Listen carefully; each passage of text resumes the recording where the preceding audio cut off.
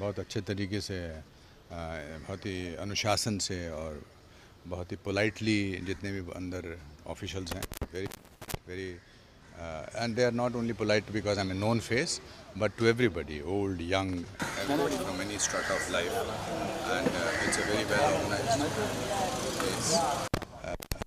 मेरे ख्याल से महोत्सव होता है, प्रजातंत्र का, लोकतंत्र का महोत्सव होता है, इसमें सबको भाग लेना चाहिए। इससे बड़ा, एक आज़ाद देश में इससे बड़ा महोत्सव और किसी चीज़ का नहीं होता है। सर, क्या लगता है इस बार जो चुनाव हो रहे हैं, आपके हिसाब से कौन से ऐसे मुद्दे हैं, फिर कौन सी ऐसी चीज़ें हैं जिस पे इस बार ध्यान देना चाहिए, जो जिससे आपका मतदान का थोड़ा सा? मेरे ख्याल से एक आम इंसान को सिर्फ एक अपनी सहूलियतें चाहिए होती हैं, इंफ्रास्ट्रक्चर चाहिए होता है, जीवन आसान बनाना चाहिए होता है। आई थिंक उसी के लिए जो है वो सब मतदान करते हैं।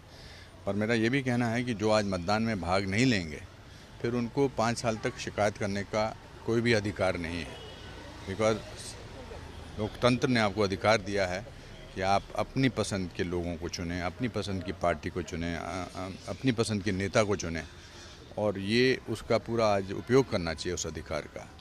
फिर हम बैठ के अगर इंफ्रास्ट्रक्चर की या किसी चीज़ की बुराई करें तो फिर आपको तो अधिकार है ही नहीं बुराई करने का।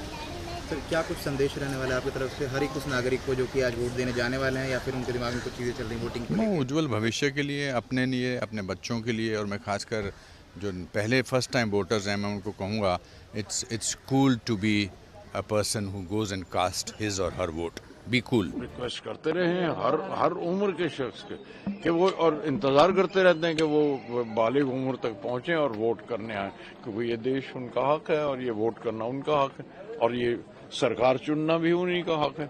तो उनको आना ज़रूरी है और आपको इसमें मदद करनी, मीडिया से ज़्यादा और कौन मदद करेगा इसमें, कि नौजवानों को बुलाया जाए। मेरे साथ 2 नौजवान हैं और उन दोनों नौजवान तो नहीं है तो उनको लेकर आया हूँ साथ में। किन किन मुद्दों पर आपको, मतलब वोट देने के आपने वो किया, किन किन मुद्दे, क्या कौन कौन से मुद्दे जो आपके जहन में थे? देखिए, मुद्दे जो हैं वो तो बहुत वाज़ेह हैं और बहुत साफ हैं और बहुत क्लियर हैं आम आदमी के लिए भी। सिर्फ एक ये कि वो अब गुस्ताखी ना अगर समझें तो वो जो बहुत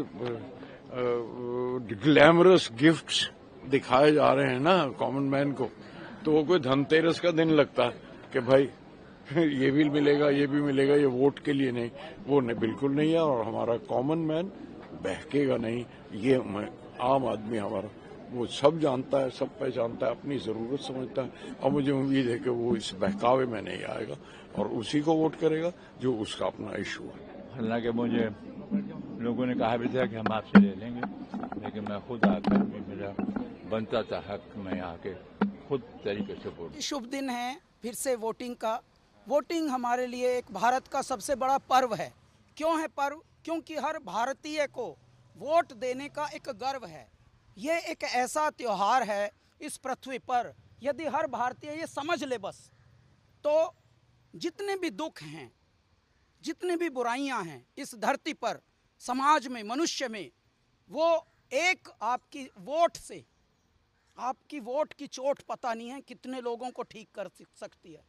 एक पहली चोट है जो ठीक करने के लिए होती है।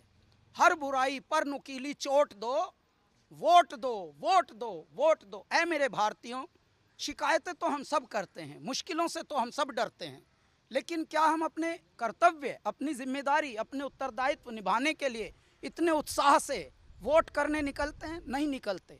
बहुत सारे ज्ञानियों को मैं जानता हूँ, इंटेलेक्चुअल्स को जानता हूँ, बातें तो करते हैं, कमियां भी निकालते हैं, कभी सरकार की, कभी सरोकार की, कभी समाज की, कभी मनुष्यों की, कभी कम्युनिटी की। खामियां निकालना बड़ा आसान है, खामियों को दूर करने के लिए क्या आप एफर्ट्स कर रहे हैं वो ज़रूरी होता है। बस कुछ मत करिए, आज के दिन घर से निकलिए, वोट तो दीजिए, कम से कम वोट की शक्ति को पहचानिए, आप अपने आप को पहचानिए। ये कितना गौरवमयी दिन है, कितना गौरव वैभवशाली दिन है। आज के लिए अगर आप अपनी जिम्मेदारी निभा लें तो आपको पता नहीं है कि आपकी कितनी आवश्यकता इस धरती पर है।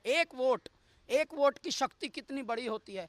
कभी कभी अयोग्य लोग इसलिए चुने जाते हैं क्योंकि योग्य लोग ज्ञान देने में रह जाते हैं, वोट नहीं देते। आप ज्ञान न दीजिए, ध्यान दीजिए।